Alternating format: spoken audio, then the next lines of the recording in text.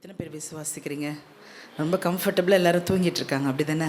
நம்ம தேவனை ஆராதிக்கும்படி, அவருடைய வசனங்களை தியானிக்கும்படி அவருடைய சமூகத்துக்கு நம்ம கடந்து வந்திருக்கிறோம். ஒரு குவாலிட்டி டைம் இல்லை, விலையேற பெற்ற ஒரு நேரம் இது. கர்த்தர் மெய்யாகவே இதற்குரிய பலனை மேலும் மறுமையிலும் உங்களுக்கு தருவாராக. அல்லேலூயா. கண்களை மூடி ஒரு நிமிடம் ஜெபிக்கலாம். நம்ம தகப்பனே, நன்றியோடு நாங்கள் துதிக்கிறோம் ராஜா. ஆண்டவரே, இந்த அதிகாலை வேளையில் என்னுடைய சமூகத்தில் நாங்கள் கூடி வந்திருக்கிறோம் சுவாமி. எங்களுடைய வாயின் வார்த்தைகளை ஆண்டவரே என் கர்த்தர் கவனித்து நீர் கேட்கிறீரப்பா. ஆண்டவரே தகப்பனே, இந்த வார்த்தை ஒவ்வொருடைய இருதயத்திலும் கிரியை செய்யும்படி பரிசுத்த ஆவியானவர் தாமே நீர் பேசுவீராக, நீர் கிரியை செய்வீராக ராஜா. ஆண்டவரே, என்னை தாழ்த்தி உடைய கிருபையில் கரத்திலே தருகிறோம். நேசிக்கிற இயேசுவின் நாமத்தில் ஜெபிக்கிறோம் பிதாவே, ஆமேன். ஹல்லேலூயா. பலி அப்படின்ற தலைப்பில் நம்ம ஒவ்வொரு நாளும் நம்முடைய தியானங்களை நம்ம செய்து கொண்டிருக்கிறோம். இன்றைக்கும் ஒரு வசனத்தை நம்ம வாசிக்கலாம். எண்ணாகமம் 29வது அதிகாரம் 39வது வசனம். உங்கள் பொருத்தனைகளையும் உங்கள் உற்சாக பலிகளையும் உங்கள் சர்வாங்க தகன பலிகளையும் உங்கள் போஜன பலிகளையும் உங்கள் பான பலிகளையும் உங்கள் சமாதான பலிகளையும் அன்றி நீங்கள் உங்கள் பண்டிகைகளிலே கர்த்தருக்கு செலுத்த வேண்டியவைகள் இவைகளே என்று சொல்கின்றார். இந்த வசனத்தில் பார்த்திங்கன்னா ஒரு பெரிய லிஸ்ட் இருக்குல்ல. நம்ம நிறைய தியானிச்சிட்ருக்கோம், என்னென்ன டைப்ஸ் ஆஃப் ஆஃபரிங்ஸ் இருக்குது, பலி இருக்குது அப்படின்னு சொல்லிட்டு நம்ம நிறைய தியானிச்சிருக்கிறோம். இதில் பார்த்திங்கன்னா ஒரு பெரிய லிஸ்ட் கொடுக்குறாங்க. உற்சாக பலி, சர்வாங்க தகன பலி, போஜன பலி, பான பலி, சமாதான பலி, நிறைய பாவ நிவாரண பலி, குற்ற நிவாரண பலி, நிறைய நம்ம தியானிச்சிருக்கோம். இதில் ஒரு வார்த்தை பார்த்திங்கன்னா உற்சாக பலிகள் அப்படின்னு போட்டிருக்கு. உற்சாக பலி அப்படின்னா என்னன்னு நீங்கள் நினைக்கிறீங்க? உற்சாக பலி அப்படின்னா என்ன?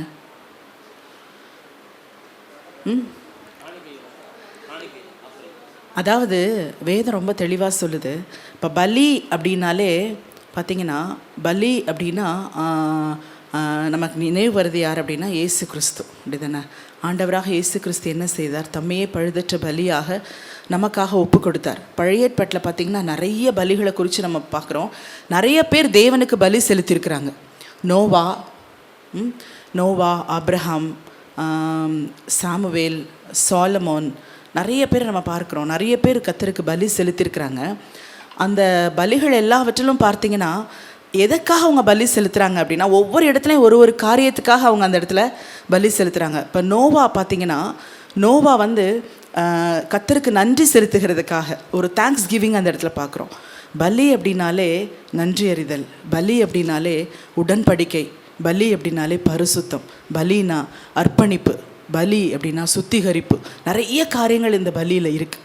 இப்போ நம்ம பலிபீடத்துக்கு நம்ம போகும் பொழுது ஒவ்வொரு தடவையும் அன்னைக்கு பார்த்திங்கன்னா ஒரு ஆல்டர் ஒன்று இருந்தது, தனியாக ஒரு பலி செலுத்துறதுக்காக ஒரு இடம் இருந்தது, ஒரு பலிபீடம் அப்படின்னு சொல்லுவாங்க. அந்த இடத்துல எல்லாரும் பலி செலுத்தினாங்க. அந்த இடத்துக்கு போகும்பொழுது பார்த்திங்கன்னா இந்த காரியங்களெல்லாம் அவங்க நினைவில் வச்சு அதை செஞ்சாங்க ஒவ்வொருத்தரும். இப்போ யோபு பார்த்திங்கன்னா, யோபு 1வது அதிகாரத்தில் நம்ம வாசிக்கிறோம், போன வாரம் நம்ம தியானித்தோம். யோபு என்ன செய்கிறார் அப்படின்னா, என் பிள்ளைகள் பாவம் செய்திருப்பார்களோன்னு சொல்லி அவங்கள பரிசுத்தப்படுத்துகிறதுக்காக என்ன செய்தார்? அந்த இடத்துல போய் பலியிட்டார். அதே மாதிரி சாமுவேல் பார்த்திங்கன்னா, அந்த இஸ்ரவேல் ஜனங்களுக்காக அவர் வேண்டுதல் செய்கிற பொழுது அவர் என்ன செய்தார்னா, அந்த இடத்துல அவர் பலியிட்டார். பலி செலுத்தும் பொழுது கர்த்தர் அந்த மன்றாட்டை கேட்டு அந்த இஸ்ரவேல் ஜனங்களுக்கு இறங்கினார் அப்படின்னு நம்ம வாசிக்கிறோம். அப்போது பலி செலுத்துறதுக்கு நிறைய காரணங்கள் அந்த பழைய ஏற்பாட்டில் இருந்துச்சு.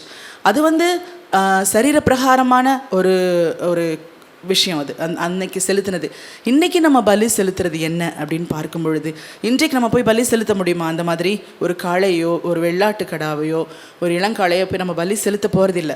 இன்றைக்கி நம்ம எதை பலி செலுத்த போகிறோம்? நம்ம இருதயங்களை தான், நம்ம சரீரங்களை, நம்ம இருதயங்களை நம்ம என்ன செய்ய போகிறோம்? கர்த்தருக்கென்று நம்ம பலியாக நம்ம செலுத்த போகிறோம். நம்ம ஆண்டவர் செய்த தியாகங்களெல்லாம் நம்ம தியானிக்கிறோம். பலி அப்படின்னு சொல்லும் பொழுது கர்த்தர் நமக்காக பலியானார் அப்படிலாம், நம்ம இயேசு கிறிஸ்து நமக்காக சிலுவையிலே பலியானார் அப்படின்லாம் நம்ம தியானிக்கிறோம். ஆனால் அது அதோட ஸ்டாப் ஆகிறது இல்லை. அதை தான் நான் சொல்ல வரேன். இயேசு கிறிஸ்துவோடு நம்ம நின்று போகிற காரியம் இல்லை. அது என்ன அப்படின்னா, நமக்குள்ளே அது கடந்து வரணும். எதுக்காக அவர் பலியானார்? அப்போது அவருடைய மைண்டில் ஃபுல்லாக யார் இருந்தானா? நான் தான் இருந்தேன். நாம் தான் அவருடைய மைண்டில் இருந்தோம். அவர் பிதாவானவர் இந்த உலகத்தை படைத்த பொழுதுலேருந்து கடைசி வரைக்கும் பார்த்திங்க அப்படின்னா மனிதர்கள் தாம் படைத்த அந்த மனுக்குலத்தை மட்டும்தான் அவர் மைண்டில் வச்சுருந்தார். அப்போது நம்மளும் என்ன செய்யணும் அப்படின்னா, எதற்காக கர்த்தர் பலியானார் அந்த இடத்துல? நமக்காக எதற்காக அந்த பலி அந்த இடத்துல செலுத்தப்படணும், எதற்காக அவர் ஜீவ பலியாக தன்னை ஒப்பு கொடுக்கணும். அப்போது என்ன சுத்திகரிக்கும்படி தான், எனக்காக தான் அவர் என்ன செய்தார், தம்மையே ஒப்பு கொடுத்தார். அது நம்ம நிறைய நேரங்களில் அதை நம்ம சிந்திக்க தவறிறோம். அதாவது நான் என்ன சொல்கிறேன்னா, நிறைய விஷயங்கள் நம்ம ஆண்டவருக்காக தான் அப்படின்னு நினைக்கிறோமே தவிர, எனக்காக தான் இது எல்லாமே. அந்த சுத்திகரிப்பு எங்கே நடக்கணும்னா எனக்குள்ளே நடக்கணும். அந்த அர்ப்பணிப்பு எங்கே இருக்கணும்னா எனக்குள்ள. அதான் பவுல் சொல்லுகிறார், உங்கள் சரீரங்களை நீங்கள் என்ன செய்யணும், பரிசுத்தமும் தேவனுக்கு பிரியமான ஜீவ பலியாக நீங்கள் என்ன செய்யணும், ஒப்பு கொடுக்கணும். அப்போது அந்த பலியுடைய நிறைவேறுதல் எங்கே இருக்கணும்னா என்கிட்ட நான் தான் அதை நடப்பிக்கணும்.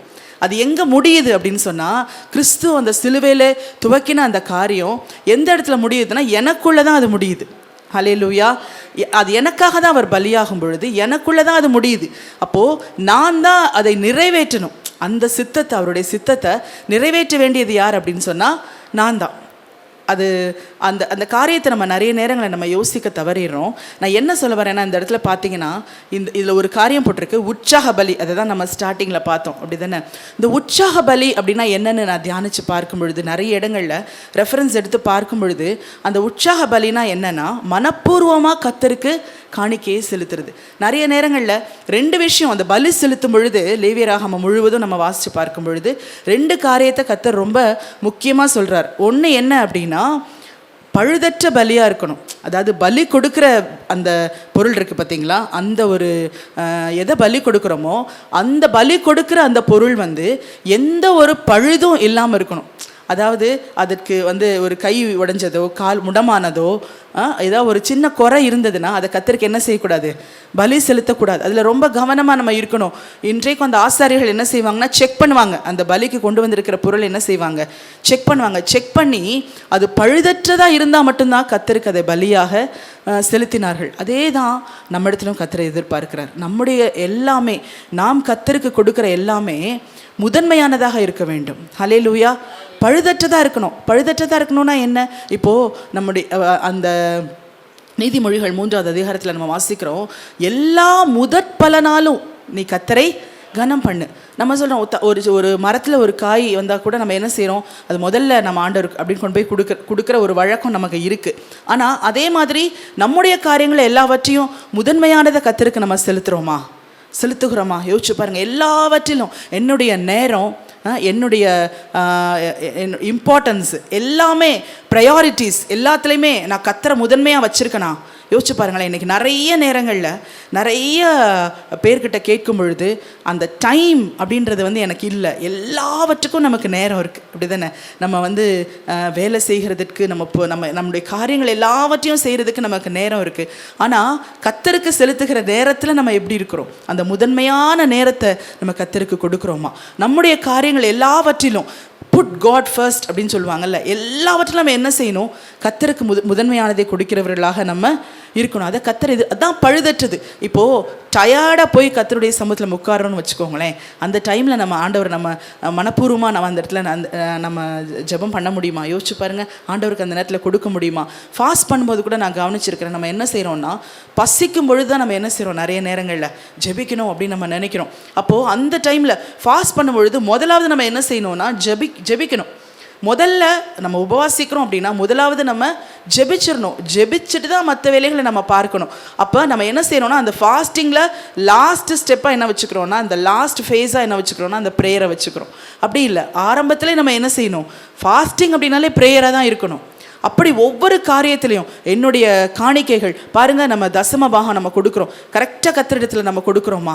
கரெக்டாக நம்ம ஆண்டவர் கொடுத்த எல்லாவற்றிலும் சரியாக முதல்ல இதை எடுத்து வைக்கிறோமா? இது கர்த்தருக்கு தான். என்னுடைய நேரத்தில் இது கர்த்தருக்கு தான். என்னுடைய பிள்ளையை நான் பெற்ற பிள்ளைகளை இது முதலாவது என் கர்த்தருக்கு தான் அப்படின்னு ஒவ்வொன்றிலும் நம்ம என்ன செய்யணும்னா, ஒவ்வொரு காரியத்திலும் ஆண்டவர் இருதயத்தை பார்க்கிறவராக இருக்கிறார். இல்லை நம்ம நினைக்கிறோம், நம்ம சாதாரணமாக நம்ம பண்ணுறோம், நம்ம எல்லாவற்றிலும் நம்ம கரெக்டாக இருக்கும் அப்படின்னு நம்ம நினைக்கிறோம். கர்த்தர் பார்க்குறாரு, முதன்மையானதை நீ எனக்கு கொடுக்குறியா? எழுந்த உடனே இந்த டைம் ஆண்டவருக்கு தான். நம்ம சம்டைம்ஸ் லேட்டாக எழுந்திரிச்சிட்டோன்னா என்ன செய்கிறோன்னா, இன்றைக்கி ஜெபம் பண்ண நேரம் இல்லை, நம்ம வேலைகளை நானே செஞ்சுருக்கேன். அந்த மாதிரி கொஞ்சம் லேட்டாக நம்ம யூஸ்வலாக எழுந்திருக்கிற டைமை விட கொஞ்சம் லேட் ஆயிடுச்சுன்னு நம்ம என்ன செய்கிறோன்னா, அடுத்து நம்ம வேலையை பார்க்கலாம், அப்புறமா அந்த டைம் இருக்கும்போது நம்ம ப்ரேயர் பண்ணிக்கலாம் அப்படின்னு நினைக்கிறோம். அப்போ என்ன இருந்தாலும் அந்த 1 மணி நேரத்தை எப்போ எழுந்தாலும் நான் கர்த்தருக்கு கொடுக்குறேன்னா, சின்ன சின்ன காரியமாக இருக்கலாம், ஆனால் இதெல்லாம் ரொம்ப முக்கியமானது. கர்த்தர் நம்ம இடத்துல பேசுகிறார். அதனால் எல்லாவற்றிலும் என்னுடைய நேரம், என்னுடைய பணம், என்னுடைய ஆற்றல், என்னுடைய மைண்டு, நான் கொடுக்குற முக்கியத்துவம் எல்லாவற்றிலும் கர்த்தரை நான் முதன்மையாக வைக்க முடியும். அதுதான் பழுதற்றது அப்படின்னு ஆண்டவர் சொல்கிறார். எப்படி நம்மக்கிட்ட பலவீனம் இருக்கும், ஆனால் நான் என்ன செய்யணும்னா என்னை பழுதற்ற காணிக்கையை கர்த்தருக்கு நான் செலுத்தணும், பலி செலுத்தணும். ஏன்னா நம்ம தான் பலியாக நம்ம படைக்கணும்னு பவுல் சொல்கிறார்ல அந்த ரோமர் 12வது அதிகாரத்தில், நீங்கள் தான் உங்கள் சரீரங்களை நீங்கள் இப்போ தேவனுக்கு ஜீவ பலியாக ஒப்பு கொடுக்கணும் அப்படின்னு சொல்கிறார். அப்போ என்னுடைய சரீரம், என்னுடைய இருதயம் பழுதற்றதாக இருக்கணும்னு கர்த்தர் எதிர்பார்க்கிறார். ஹல்லேலூயா. நான் நம்ம ரொம்ப விலையேற பெற்றவர்களாக நினச்சி தான் அவர் தம்மையே பலியாக அவர் கொடுத்துருக்கிறார். அப்போது அந்த காரியம் நிறைவேறணும் அப்படின்னா அது என்னிடத்துல தான் நிறைவேறணும். நான் அதை சரியாக செய்யும் பொழுது தான் அந்த காரியம் நிறைவேறும். ரெண்டாவது பார்த்தீங்க அப்படின்னா இதில் பார்க்குறோம் உற்சாக பலி. உற்சாகத்துடனே நான் என்ன செய்வேன், தாவீது சொல்கிறார், உற்சாகத்துடனே உமக்கு நான் பலியிடுவேன். உற்சாகமாக செய்கிறோம், மனப்பூர்வமாக ஒரு காரியத்தை, நம்ம கர்த்தருக்கு செய்கிற ஒரு காரியத்தை, அது என்னவாக இருந்தாலும் அதை எப்படி செய்யணும்னா மனப்பூர்வமாக செய்யணும். அதை கர்த்தர் எதிர்பார்க்கிறார். அந்த இருதயம் கர்த்தரோடு ஒன்றி இருக்கிறது. அந்த காரியத்தை செய்யும் பொழுது இன்றைக்கி நிறைய நேரங்களில் பார்த்திங்கன்னா மற்ற காரியங்கள்லாம் செய்கிறதுக்கு நமக்கு ரொம்ப ஆர்வம் இருக்குது. ஆனால் கர்த்தருடைய காரியத்தில் நம்ம என்ன செய்கிறோம், மனப்பூர்வமாக கர்த்தருக்கு அதை செய்ய முடியலை. இது ஒரு வசனத்தை நம்ம வாசிக்கலாம். 2 கொரிந்தியர் 9வது அதிகாரம் 7வது வசனம். அவனவன் விசனமாயும் அல்ல, கட்டாயமாயும் அல்ல, தன் மனதில் நியமித்தபடியே கொடுக்க கடவன். நம்ம நினச்சிட்ருக்கோம் இது பணத்தை பற்றி பவுல் சொல்கிறார் அப்படின்னு. இல்லை பாருங்கள், தன் உற்சாகமாய் கொடுக்கிற இடத்தில் தேவன் பிரியமாக இருக்கிறார். அப்போது நம்ம மனதில் நியமித்தபடி, நம்ம விசனமாக கட்டாயமாக இல்லை, ஒருத்தவங்க நமக்கு சொல்கிறதால நம்ம ஜெபிக்கிறது, ஒருத்தவங்க நமக்கு சொல்கிறதால நம்ம கர்த்தருடைய சமூகத்துக்கு வர்றது, அப்படி இல்லை.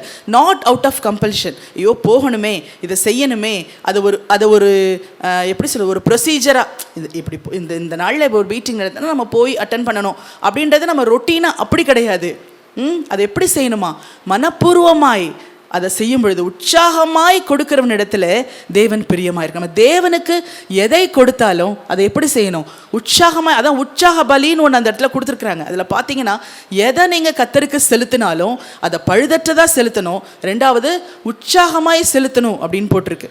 அப்போ ஒரு பொருத்தனை, தேவனுக்கு ஒரு பொருத்தனை பண்ணி கொண்டா கூட அதை என்ன செய்யணும், ரொம்ப உற்சாகமாக அந்த பொருத்தனை நம்ம நிறைவேற்றுகிறதுக்கு நம்ம கவனமாக இருக்கணும். நிறைய நேரம் பொருத்தனைகள் நமக்கு ரொம்ப கடினமாக இருக்குது நிறைவேற்றுகிறதுக்கு, அப்படி தானே. அந்த பொருத்தனைகளை செய்யும் பொழுது நான் என்ன செய்யணும், அதை கண்டிப்பாக அதை நான் நிறைவேற்றணும், அதை உற்சாகத்தோடு அந்த பொருத்தனை நான் செய்யணும், அதை நான் கர்த்தருக்காக நான் செய்கிறேன். அந்த பொருத்தனையை செய்யும் பொழுது நிச்சயமாக எனக்கு அது ஒரு பெரிய நன்மை இருக்குது அப்படின்னு நினச்சி நம்ம உற்சாகத்தோடு என்ன செய்யணும்னா அந்த பொருத்தனையை செய்யணும், கர்த்தருக்கு உற்சாகத்தோடு நம்ம பலியிடணும்.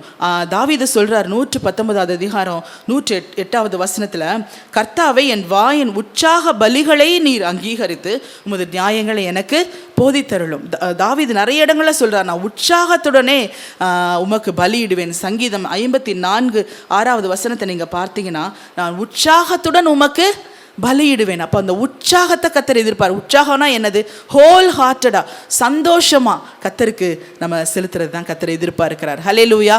எத்தனை பேர் நம்ம இனி ஒரு பொருத்தனை பண்ணுறோம், நான் உற்சாகம் எதை செய்தாலும் கர்த்தருக்கென்று நான் எதை செய்தாலும், நான் கேட்குறேன், நம்ம வேலைகளெல்லாம் நம்ம செய்கிறோம், நம்ம சரீரத்தில் ஒரு சின்ன பலவீனம் வந்துச்சுன்னா அந்த வேலைகளை நம்ம செய்ய முடியுமா? யோசிச்சு பாருங்களேன். உபாகமம் சொல்லுது, அவரே ஐஸ்வர்யத்தை சம்பாதிக்கிறதுக்கான பலனை நமக்கு கொடுக்கிறவர். அப்போது அந்த பலன் நமக்கு யார்கிட்ட கிட்ட கிடைக்குதுன்னா கர்த்தர் தான் கொடுக்குறார். அப்போ நம்ம என்ன செய்கிறோம், எல்லாவற்றையும் நம்ம செய்துட்டு கடைசி நேரத்தை, கடைசி காரியத்தை கர்த்தருக்கு கொடுக்கும் பொழுது அதில் நமக்கு ஆசீர்வாதத்தை பெற்றுக்கொள்ள முடியாது. அப்போ எதை நம்ம பலிகளை நம்ம செலுத்தும் பொழுது நம்ம உற்சாகத்துடனே பலி செலுத்தணும் அப்படின்னு சொல்லி கர்த்தரை எதிர்பார்க்கிறார். அந்த யாத்ராகமத்தில் கூட நம்ம வாசிக்கும் பொழுது பார்த்தீங்கன்னா, அந்த ஜனங்கள், அந்த இஸ்ரவேல் ஜனங்கள் எப்படி கொண்டு வந்தாங்களாம். யாத்ராகமம் 35வது அதிகாரம் 21-22 வசனங்களை வாசிங்க. பின்பு எவர்களை அவர்கள் இருதயம் எழுப்பி எவர்களை அவர்கள் ஆவி உற்சாகப்படுத்தினதோ அவர்கள் எல்லாரும் ஆசரிப்பு கூடாரத்தின் வேலைக்கும் அதன் சகல ஊழியத்துக்கும் பரிசுத்த வஸ்திரங்களுக்கு ஏற்றவைகளை கர்த்தருக்கு காணிக்கையாய் கொண்டு வந்தார்கள். மனப்பூர்வமுள்ள ஸ்ரீ புருஷர் யாவரும் அஸ்தகடகங்கள், காதணிகள், மோதிரங்கள், ஆரங்கள் முதலான சகலவித பொன் ஆபரணங்களையும் கொண்டு வந்தார்கள். 29வது வசனம் வாசிங்க தம்பி. செய்யப்படும்படி கர்த்தர் மோசேயை கொண்டு கற்பித்த வேலைக்குரிய யாவையும் கொண்டு வர இஸ்ரவேல் புத்திரருக்குள் தங்கள் இருதயத்தில் உற்சாகமடைந்த ஸ்ரீ புருஷர் யாவரும் கர்த்தருக்கு காணிக்கையை மனப்பூர்வமாய் கொண்டு வந்தார்கள். பார்த்தீங்கன்னா அந்த இடத்துல பார்த்தீங்கன்னா உற்சாகமாய், மனப்பூர்வமாய், உற்சாகமாய் அப்படின்ற வார்த்தை திரும்ப திரும்ப இருக்குது பார்த்தீங்களா. அப்போது அந்த இடத்துல போய் கம்பல் பண்ணி அந்த மோசே அந்த இடத்துல கேட்கல. அவங்க வந்து அதாவது நீங்கள் கண்டிப்பாக கொண்டு வந்து கொடுக்கணும், இதுக்கு அவங்கள மோட்டிவேட் பண்ணவே இல்லை அந்த இடத்துல மோசே. அந்த மோட்டிவேட் பண்ணி தான் அவங்க கொண்டு வந்து கொடுத்தாங்க. அவங்களாம் என்ன செஞ்சாங்க? உற்சாகமாய், மனப்பூர்வமாய். நான் வந்து பணத்தை மட்டும் நான் சொல்லலை, நம்ம கத்தருக்கு கொடுக்குற காணிக்கை மட்டும் நான் சொல்லலை, எல்லாவற்றையும் நான் சொல்கிறேன். கத்தருக்கு நான் செய்கிற எல்லாவற்றையும் நான் உற்சாகமாய், மனப்பூர்வமாய், சந்தோஷமாக, முழு இருதயத்தோடு நான் பலியிடும் பொழுது அந்த பலி அங்கீகரிக்கப்படுகிறது. ஹல்லேலூயா. அதை கத்தர் அங்கீகரிக்கிறவராக இருக்கிறார். அவர் இருதயத்தை பார்க்கிற தேவனாக இருக்கிறார். ஒருத்தர் என்ன பண்ணாராம், காணிக்கை போடும் பொழுது பாக்கெட்டில் வந்து ஒரு 20 rupees நோட் வச்சுருந்தாராம், ஒரு 500 ரூபாய் நோட் வச்சுருந்தாராம். அவர் மைண்டில் என்ன நினச்சாரு, இந்த 20 ரூபாயை நம்ம காணிக்கை போட்டுடலாம் அப்படின்னு நினச்சிட்டு இருந்துருக்கிறார். எடுத்து போடும்போது தவறுதலாக என்ன பண்ணிட்டாரு, 500 ரூபாயை போட்டார். ஆனால் அவருக்கு மனசுலாம் ஒரே கஷ்டம், ஐயோ 500 ரூபாயை நம்ம போட்டுட்டோமே அப்படின்னு சொல்லிட்டு அவருக்கு பீஸ்ஃபுல்லாகவே இல்லை. அப்புறம் வீட்டில் வந்து கேட்டாராம், நான் 500 ரூபாய் நினச்சி 20 ரூபாய், அதாவது 20 ரூபாய் நினச்சி நான் 500 ரூபாயை காணிக்க போட்டுட்டேன். அப்போ அந்த 500 ரூபாய்க்குரிய பலன் எனக்கு வருமா? யோசிச்சு பாருங்கள். அவர் நினச்சிட்டார், இந்த 500 ரூபா நம்ம காணிக்க போட்டிருக்கோம், அப்போ அந்த 500 ரூபாய்க்குரிய பலனை கத்தர் நமக்கு கொடுப்பாரா? நிச்சயமாக. அவங்க ஒய்ஃப் சொன்னாங்க, நிச்சயமாக கொடுக்க மாட்டார். நீங்கள் என்ன நினச்சி போட்டிங்க, உங்கள் மனசில் இருந்த காணிக்கை என்னென்னா 20 ரூபாய் தான். நீங்கள் கையில் போட்டது வேணால் 500 ரூபாயாக இருக்கலாம், ஆனால் உங்கள் இருதயத்தில் இருந்தது எவ்வளவு? 20 ரூபாய் தான் நீங்கள் கொடுக்கணும்னு கத்தருக்கு கொடுக்கணும்னு நீங்கள் நினச்சிருந்தீங்க. அப்போ 20 ரூபாய்க்குரிய ஆசீர்வாதம் அந்த பேப்பரில் இல்லை, சரியா? அந்த நோட்டில், அந்த சாதாரண பேப்பரில் இல்லை அந்த காணிக்கை அப்படின்றது. காணிக்கை எங்கே இருக்குது? நம்முடைய இருதயத்தில் இருக்குது. அப்போ நம்ம கத்தருக்கு கொடுக்கும் பொழுது இருதயத்தை கத்தர் பார்க்கிறவராக இருக்கிறார். எப்படி ஒவ்வொரு காரியத்தையும் எப்படி அதாவது தாவீது சொல்கிறாரு, எப்பொழுது விடியும் என்று விடியற்காலத்துக்கு காத்திருக்கிற ஜாமக்காரரை போல. பாருங்களேன், ஜாமக்காரர்கள், அந்த காவல் காக்கிறவங்க எப்படா விடியோன்னு உட்காந்துருப்பாங்கல்ல. இந்த இரவு முழுவதும் நைட் வாட்ச்மேன்லாம் பார்த்தீங்கன்னா அவங்களுக்கு எப்படி இருக்கும், எப்படா மார்னிங் வரும் அப்படின்னு இருக்கும்ல. அவங்கள விட அதிகமாக என் கண்கள் என்ன செய்தான், கத்தரை நோக்கி விழித்திருக்கிறது, காத்திருக்கிறதுன்னு தாவீது சொல்கிறார். அப்போது குறித்த ஜாமங்களுக்கு முன்பே என் கண்கள் என்ன செய்யும், விழித்து கொள்ளும். பாதி ராத்திரியில் நான் எழுந்திருப்பேன் அப்படின்னு சொல்லி, நம்ம காலையில் அலாம் வச்சு அது ஸ்னூஸில் போய் திரும்ப திரும்ப திரும்ப அலாம் அடித்தா கூட நம்ம என்ன செய்யறதில்ல, எழுந்திருக்கிறது இல்லை. ஆனால் தாவீது சொல்கிறாரு, குறித்த ஜாமங்களுக்கு முன்பே என் கண்கள், அதுதான் உற்சாகமாக, மனப்பூர்வமாக, அதான் உற்சாகத்துடனே நான் உமக்கு பலியிடுவேன்னு. அதுதான் இன்றைக்கி நம்ம போய் பலியெல்லாம் செலுத்த போகிறதில்லை. நம்ம கத்தருக்கு கொடுக்கறது தான் பலி. நம்ம எதையெல்லாம் கத்தருக்கு கொடுக்குறோமோ அதை மனப்பூர்வமாய், உற்சாகமாய் கொடுக்கணும்னு கத்தர் எதிர்பார்க்கிறார். ஹல்லேலூயா. ஏன் அப்படின்னா, ஒரு சாதாரண ஒரு காரியம் இல்லை நம்ம பெற்றுக்கொண்டது. அந்த ரட்சிப்பு அப்படின்றதோ கத்தர் நமக்கு கொடுத்துருக்கிறது எந்த பணத்தினாலையும் எந்த சரீர முயற்சியினாலையும் நம்ம பெற்றுக்கொள்ளவே முடியாத ஒரு காரியம். அதான் அன்றைக்கி நம்ம தியானித்தோம். நியாயப்பிரமாணத்தின் கிரியைகள்னால, எதனாலும் மனுஷன் தன் கிரியைகள்னால நீதிமானாக்கப்படவே முடியாது அப்படின்னு கத்தர் தெரிந்து தான் என்ன செய்தார், நம்ம மீட்கும்படி நம்முடைய சொந்த குமாரனை அவர் என்ன செய்தார், அந்த இடத்துல ஒப்பு கொடுத்தார். பாருங்க, இயேசு கிறிஸ்து கூட அவர் வாழ்ந்த பொழுது எப்பொழுதும் அவர் தன்னுடைய மரணத்தை பற்றி பேசிக்கொண்டே இருந்தார். பார்த்தீங்கன்னா அவர் ரொம்ப வருத்தப்பட்டு ஐயோ அப்படின்லாம் போகலை. அந்த கெத்செமனே தோட்டத்தில் கூட ஏன் அவர் வந்து அந்த இடத்துல அப்படி ப்ரேயர் பண்ணார் அப்படின்றது கூட பாஸ்டர் ஜான்சன் வந்தப்போ ரொம்ப அழகான ஒரு விளக்கம் கொடுத்தாங்க. அவர் மனுக்குலத்துக்காக தான் அந்த இடத்துல என்ன செய்தார், அந்த இடத்துல போய் அந்த கெத்செமனே தோட்டத்தில் ஜெபிக்கும் பொழுது கூட அவருடைய மைண்டில் யார் இருந்தா அப்படின்னா, யாருக்காக நான் மரிக்க போகிறேன், அந்த மனுக்குலத்தை தான் அவர் மைண்டில் வைத்திருந்தார். ஹல்லேலூயா. ஒவ்வொரு இதுலேயும் பார்த்தீங்கன்னா அவர் தேவன் தம்முடைய ஒரே பேரான குமாரனை என்ன செய்தார், த பெஸ்ட் அவருக்கு, அப்படி தானே, தி பெஸ்ட், அதை வந்து என்ன செய்தார், நமக்காக மரிக்கும்படி ஒப்பு கொடுத்தார். அதனால் அப்படிப்பட்ட ஒரு பெரிய கிஃப்டை நம்ம ஆண்டவரிடத்துலேருந்து நம்ம பெற்றுக்கொண்டிருக்கிறோம். அவருடைய ஜீவன் ஈடாக கொடுக்கப்பட்டிருக்கிறது, இந்த ரட்சிப்புக்கு ஈடாக. அதை நம்ம புரிந்து கொள்ளணும். அப்போது நான் எவ்வளோ ஆண்டவருக்கு நன்றி அறிதல் உள்ளவர்களாக நம்ம இருக்கணும். யோசிச்சு பாருங்களேன். அப்போது பலி செலுத்தும் பொழுது நம்ம நினைக்கணும், ஒவ்வொரு இடத்துலையும் பார்த்தீங்கன்னா அந்த பலி எடுகிற நேரம், நான் பலிபீடத்துக்கு போகும்பொழுதெல்லாம் என்ன செய்யணும், அந்த உடன்படிக்கையை கத்தர் நினைவு கூறுகிறார். நம்மோடு பண்ணின உடன்படிக்கை. நான் பலிபீடத்துக்கு போகும்போது, நான் பலி செலுத்தும் பொழுதெல்லாம் அந்த உடன்படிக்கை புதுப்பிக்கப்படுகிறது. அப்போ நான் ஆண்டருக்காக ஒவ்வொரு காரியத்தை நான் செய்யும் பொழுதெல்லாம் அவர் என்னோடு பண்ணின உடன்படிக்கை என்ன செய்கிறது, இந்த இடத்துல சாதாரண காரியம் இல்லை. கத்தருக்காக நம்ம செய்கிறது, அந்த ஊழியம் அப்படின்றது, நம்ம கத்தருக்காக செலவழிக்கிற நேரம் அப்படின்றது, கத்தருக்கும் நமக்கும் உள்ள உறவு அப்படின்றது ரொம்ப சாதாரணமாக, ரொம்ப சூப்பர்ஃபிஷியலான ஒன்று கிடையாது. அதனால தான் நம்ம பிழைக்கிறோம், அதனால தான் நம்ம நிற்கிறோம், அதுதான் நம்மளை நிலை நிலைநிறுத்தி இருக்கிறது. அப்போ அந்த உறவை குறித்து நம்ம ரொம்ப கவனமுள்ளவர்களாய், நான் உற்சாகமாக எனக்கு கத்தருக்கு எதை செய்தாலும் மனப்பூர்வமாய் நான் செய்கிறவளாக இருக்கும் பொழுது கத்தரிடத்துலேருந்து நான் என்ன செய்ய முடியும்? அந்த பலியை கத்தர் அங்கீகரித்து அதற்குரிய பலனை எனக்கு கொடுக்கிறவராக இருக்கிறார். ஒரே ஒரு வசனத்தை நம்ம வாசித்து முடிக்கலாம். 1 பேதுரு 5வது அதிகாரம் 2வது வசனம் 4வது வசனம். உங்களிடத்தில் உள்ள தேவனுடைய மந்தையை நீங்கள் மேய்த்து கட்டாயமாய் அல்ல, மனப்பூர்வமாயும் அவலட்சணமான ஆதாயத்திற்காக அல்ல, உற்சாக மனதோடும் சுதந்திரத்தை இருமாப்பாய் ஆளுகிறவர்களாக அல்ல, மந்தைக்கு மாதிரிகளாகவும் கண்காணிப்பு செய்யுங்கள். அப்படி செய்தால் பிரதான மேய்ப்பர் வெளிப்படும் போது மகிமையுள்ள வாடாத கிரீடத்தை பெறுவீர்கள். இப்போ எப்போ அந்த வாடாத, நம்ம எதை நோக்கி ஓடிக்கொண்டிருக்கிறோம் அப்படின்னா அந்த ஜீவ கிரீடத்தை நோக்கி தான் ஓடிக்கொண்டிருக்கிறோம். அதான் நான் வந்து பவுல் சொல்கிற தீமோத்தேயுல நல்ல போராட்டத்தை போராட்டம், எல்லாரும் அந்த மரணத்தில் சொல்கிற ஒரு வார்த்தை தான், இது முதல் நீதியின் கிரீடம் எனக்காக வைக்கப்பட்டிருக்கிறது. அது அந்த நியாயாதிபதியாக இயேசு, நீதியுள்ள நியாயாதிபதி எனக்கு அது அந்த நாளிலே தந்தருளுவார்னு பவுல் சொல்கிறார். அப்போ அந்த ஜீவ கிரீடத்தை பெரும்படி தான் நம்முடைய ஓட்டம் இருக்குது. அப்போ எப்போ அந்த வாடாத அந்த ஜீவ கிரீடத்தை கர்த்தர் நமக்கு கொடுக்க முடியும் அப்படின்னா அதில் ரொம்ப கிளியராக பேதுரு சொல்கிறாரு, நீங்கள் கட்டாயமாய் அல்ல, உங்களெழுத்துள்ள தேவனுடைய மந்தையை நீங்கள் மேய்த்து கட்டாயமாய் அல்ல, மனப்பூர்வமாய் உற்சாக மனதோடு நீங்கள் என்ன செய்யணும்?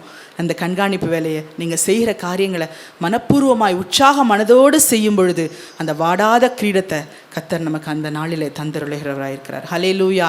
அதனால் அந்த அந்த அந்த இவ்வளோ கர்த்தர் எனக்காக இவ்வளோ பாடுகள் பட்டிருக்கிறாரே, இவ்வளோ பெரிய ஆணி, இவ்வளோ பெரிய அந்த ஒவ்வொரு காரியத்தை நம்ம தியானிக்கும் பொழுது அந்த சிலுவையில் இவ்வளோ கஷ்டப்பட்டார். இல்லை, அதெல்லாம் எதுக்காக அப்படின்னா என்ன சுத்திகரிக்கும்படி, ஹல்லேலூயா, என்ன பரிசுத்தப்படுத்தும்படி, என்னை அவருடைய உடன்படிக்கைக்கு பாத்திரவானாய் மாற்றும்படி தான் கர்த்தர் எனக்காக மறுத்திருக்கிறார். அப்போது நான் தான் இனி அந்த பலியை யார் செலுத்த போகிறா?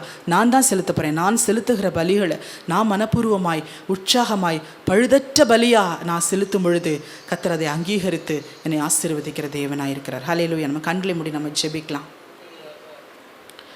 இந்தனுக்காய் கல்வாரியில் இந்த பாடுகள் பட்டி தந்தையேவும் அன்பினையே சிந்தித்து சேவை செய்வேன்.